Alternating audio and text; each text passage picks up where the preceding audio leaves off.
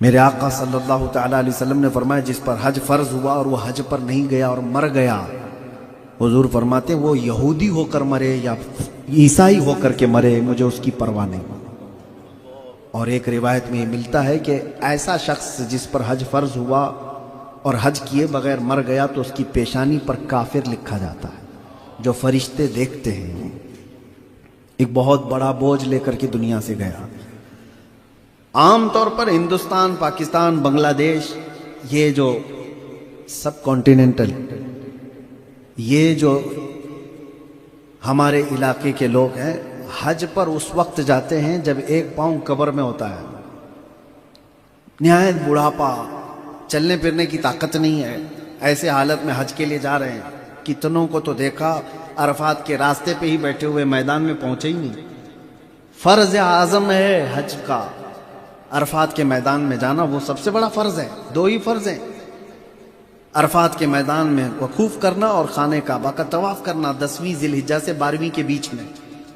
نہیں جا پائے، ہم کہتے ہیں حاجی صاحب چلو عرفات کا میدان وہاں ہے، کہا بس ہو گیا، تھک گئے، اللہ معاف کر دے گا۔ اللہ تو انڈیا میں بھی معاف کرتا ہے۔ 6 لاکھ 7 لاکھ روپے دے کر کے حج کے لیے نکلے اور وہاں جا کر کے راستے میں بیٹھ کر کے حج کر کے آ گئے۔ اور بھی بہت ساری چیزیں ہیں۔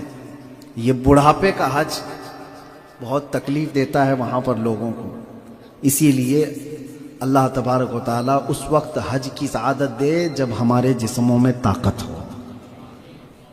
آپ کو پتہ ہے، دعا کریں کہ اللہ تبارک و تعالیٰ ہمیں بھی وہ توفیق دے کہ جو پیدل حج کیا، پیدل کا مطلب وہ والا نہیں جو یہاں انڈیا سے چلا ہوا ہے، مکہ میں پہنچا اور مکہ مکرمہ میں 7 ذی الحجہ کے بعد 8ویں ذی الحجہ کو مینا گیا پیدل، مینا سے پھر عرفات گیا پیدل، عرفات سے پھر مزدلفہ آیا پیدل، مزدلفہ سے پھر آیا مینا کنکری مارنے اور پھر آیا مکہ طواف کے لیے۔ یہ جو پیدل حج ہے، فرمایا گیا ایک قدم پر اس کے 1 کروڑ نیکیاں دی جائیں گی۔ ایک قدم پر جو پیدل حج کیا۔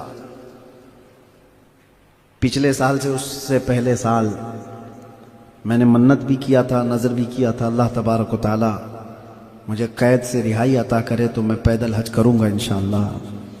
پچھلے سال ممکن نہیں ہو سکا کیونکہ حالات کچھ سعودی گورنمنٹ کی طرف سے ایسے بن گئے تھے کہ انہوں نے تقریباً 50,000 انڈین حاجیوں کا کوٹا ہی منسوخ کر دیا تھا۔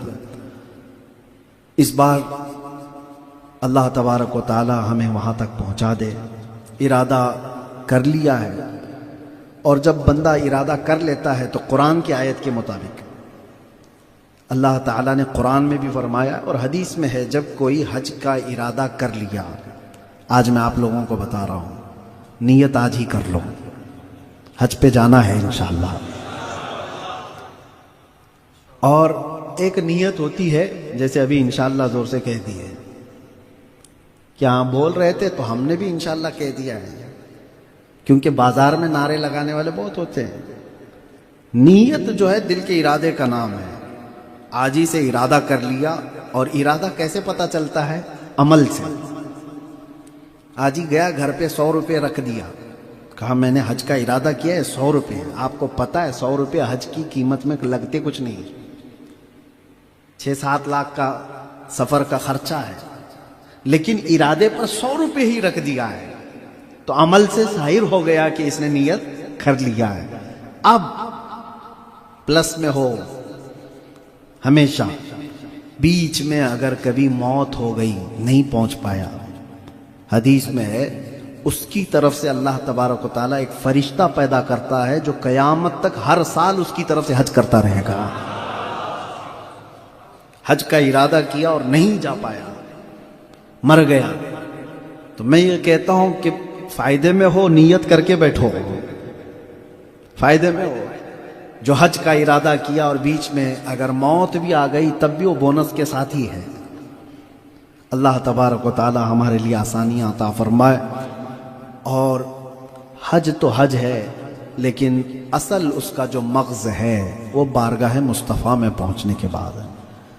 من زار تربتی وجبت شفاعتی. حضور پاک صلی اللہ علیہ وسلم نے فرمایا جس نے میری قبر کی زیارت کی اس پر میری شفاعت واجب ہے.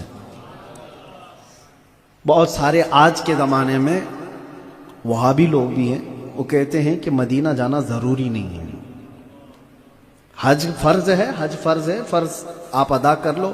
ہاں مدینہ اگر جانا بھی ہے تو مسجد نبوی جانے کا ارادہ کر کے جاؤ. معاذ اللہ، کیسے بغض اور عداوت تمہارے دلوں کے اندر ہے. اور ہمارے امام عشق و محبت بریلی کا تاجدار کیا کہتا ہے؟ ان کا ایک حج تو ہو گیا تھا، دوسرے بار حج کے لیے جا رہے تھے اعلیٰ حضرت. ان کی والدہ حج پر نکلی، کس کی؟ اعلیٰ حضرت کی.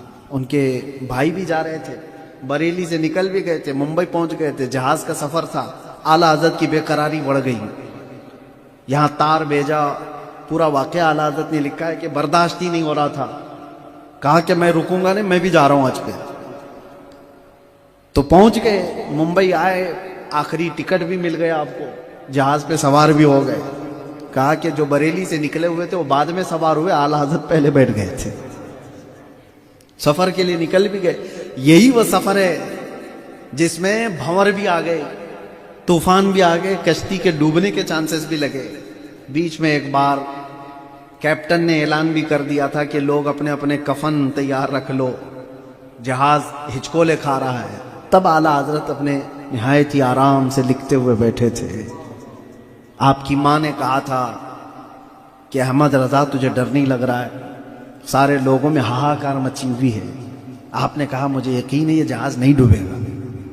کہا اتنا یقین کیوں؟ کہا میں نے رسول اللہ صلی اللہ علیہ وسلم کی بتائی ہوئی وہ دعا پڑھ لی تھی جو سمندر کے سفر میں بیٹھنے سے پہلے میرے آقا نے فرمایا بسم اللہ مجرہا و مرساہا ان ربی لغفور الرحیم. یہ پڑھ لے تو وہ جہاز نہیں ڈوب سکتا. وہ کیپٹن اعلان کر رہا ہوگا لیکن مدینے کا آقا کہہ رہا ہے نہیں ڈوبے گا. اور اس وقت اعلیٰ حضرت نے اسی سفر میں یہ لکھا تھا آنے دو یا ڈبو دو اب تو تمہاری جانیں، کشتی تمہیں پہ چھوڑی لنگر اٹھا دیے ہیں. اور دیکھا دنیا نے وہ کشتی نکلی بھی بھنور سے اور جدہ کے ساحل پر پہنچی بھی.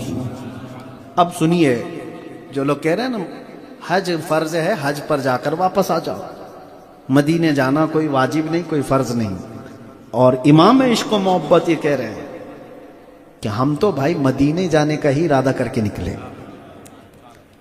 ہم تو حضور کے دربار میں ہی جانے کا ارادہ کر کے نکلے. ہاں مدینے پہنچے تھے تو مکہ بھی قریب تھا، حج بھی ہو گیا. اور کہتے کہتے ان کے طفیل حج بھی خدا نے کرا دی. ان کے طفیل حج بھی خدا نے کرا دی. اصل مراد حاضری اس پاک در کی ہے. سنیوں کا تو یہ ماننا ہے کہ ہم بارگاہ مصطفیٰ صلی اللہ علیہ وسلم کے قصد و ارادے سے نکلے تھے، مدینے پہنچے تو اللہ نے حضور کے صدقے میں حج بھی کرا دی ہے. میرے عزیزو، بارگاہ مصطفیٰ صلی اللہ علیہ وسلم کو جس نے اصل سمجھا وہ ہر گھڑی ہر میدان میں بامراد اور کامیاب نکلا ہے. اور جن لوگوں نے حضور پاک صلی اللہ علیہ وسلم کو چھوڑ کر کے یہ سمجھا کہ صرف حج سے سب ہو جائے گا، بے ان کے واسطے خدا کچھ عطا کرے، ہاشا غلط غلط یہ ہوس بے بسر کی ہے. یا رسول اللہ، خلق کے حاکم ہو تم، رزق کے قاسم ہو تم، جو ملا تم سے ملا، جو ملا تم سے ملا، تم پہ کروڑوں درود. حضور کو چھوڑ کر کے اگر کوئی کہے بارگاہ مصطفیٰ صلی اللہ تعالی علیہ وسلم میں، بس میں ابھی گفتگو سمیٹتا ہوں. سنا ہے کہ امیروں کا ایک قافلہ حج کے لیے گیا تھا، اور امیر لوگ، پیسے والے لوگ کوئی نہ کوئی خادم ساتھ میں لے کے جاتے ہیں. اور ویسی خدمت مل جائے تو کیا کہنا ہے، امیروں کے لیے خدمت کرنے ہی کے لیے، لیکن سفر کس چیز کا مل جاتا ہے. تو ایسی ہی کچھ بڑے پیسے والے لوگ نکلے تھے حج کے لیے، اور اس میں ایک غلام بھی ساتھ میں تھا. غلام کا نام تھا برا. سنیے توجہ سے، حج ہو گیا اور حج غلام نے بھی کر لیا. پیسے کس کے؟ امیروں کے. ہوتا ہے نا، ابھی بھی ٹور والے جاتے ہیں تو شیف کو ساتھ میں لے جاتے ہیں، باورچی کو. باورچی کا بھی ہو جا رہا ہے، خدمت کرنے کے لیے جو گیا اس کا بھی ہو جا رہا ہے. لیکن امیروں کی ان کے کچھ چونچلے ہوتے ہیں، کسی پر احسان کیا تو جتا بھی دیتے ہیں. مکہ سے وہ مدینے آئے تو چھیڑ خانی کر رہے تھے ایسی ہی، تو غلام برہ سے ان امیروں نے، حاجیوں نے کہا برہ تو بھی حج کر لیا ہمارے ساتھ؟ کہا ہاں میرا بھی حج ہو گیا. بولا ارے ہمارے پیسوں سے حج کیا ہے، ہم تو اپنے کمائے ہوئے پیسوں سے حج کیے ہیں، تیرا قبول ہوا کہ نہیں ہوا کیا پتا، تو فیلی بن کر کے آیا تھا تو ٹانٹ مارنا. اس غریب بندے کے دل پر یہ بات لگی. اس نے کہا قبولیت کی کیا آپ کو پروف دینا ہوگا، ہوا ہے کہ نہیں ہوا کیسے پتا چلے؟ یہ تو بات مذاق میں چل رہی تھی. ان امیروں نے کہا دیکھو ہم تو مدینے آئے ہیں، حضور پاک صلی اللہ تعالی علیہ وسلم کی بارگاہ سے ہی قبولیت کی سند ملتی ہے. تو انہوں نے اتنا تانا تو مارا اور بیچ دیا. اب وہ غلام تو غلام ہے، اور جب کوئی اڑ جاتا ہے بارگاہ مصطفیٰ میں، حضور کی بارگاہ میں کوئی کھڑا ہو جاتا ہے، ارے حضور تو اپنی قبر سے نکل کر کے اس کو بالمشافہ زیارت بھی کرا دیتے. پیر مہر علی شاہ کو نہیں دیکھا؟ بارگاہ مصطفیٰ میں گئے تھے تو تڑپ تڑپ کر کے یہ کہہ رہے تھے کہ یا رسول اللہ میں کھلی آنکھوں سے آپ کو دیکھنا چاہتا ہوں. اور روتے روتے یہی اعلیٰ حضرت کا بھی تھا. غلام جب اڑ جاتے ہیں اپنے دل کی تمنا کے ساتھ تو وہ پھر حضور کو منا لیتے ہیں. کتے مہر علی کتی تیری ثنا گستاخ اکھے کتی جا اڑیاں، یہ کب کہا تھا انہوں نے بارگاہ مصطفیٰ میں تعریف کرتے ہوئے کہ یا رسول اللہ آپ کا چہرہ ایسا، آپ کے لبہائے مبارک ایسے، آپ کا دہن ایسا، دکھا تو دو. سبحان اللہ ما اجملک ما اکملک ما احسنک. آپ اپنا زیارت کراؤ. نہیں ہوئی زیارت تو کیا کہا؟ اپنے آپ کو کوسنے لگے. کتے مہر علی کتے تیری ثنا، تو کہاں کا مہر علی، اور تیری ثنا تیری تعریف کتنی وقعت رکھتی ہے. اور گستاخ اکھی کتنی جا اڑیاں، کہاں جا کر کے اڑ گئی؟ تیری آنکھیں ہیں کیا دیکھنے کے قابل؟ مدینے سے نکلے تھے، بدر کے راستے میں ایک وادی حمرا آتی ہے، عصر کی نماز پڑھے، اور عصر کی نماز جلدی میں پڑھ رہے تھے، سفر میں، سنت نہیں پڑھے، فرض پڑھ کر کے سلام پھیرے تو وہاں ایک بوسیدہ دیوار کے پاس حضور کا دیدار کر لیا. میرے آقا سامنے نظر آئے اور کہا مہر علی تو کب سے میری سنت چھوڑنے لگ گیا؟ اور پھر حضور کو جو دیکھا تھا تو پھر حضور پاک صلی اللہ تعالی علیہ وسلم کے چہرے مبارکہ کو جو دیکھا تھا، تب پیر مہر علی شاہ نے وہ ہو بہو چہرہ دیکھ کر کے کہا تھا مکھ چند بدر شاشانی، متھے چمکے لاٹ نورانی ہے، کالی زلف تے آنکھ مستانی ہے، مخمور اکھیں ہن مد بھریاں. پنجابی میں پورا نقشہ اتار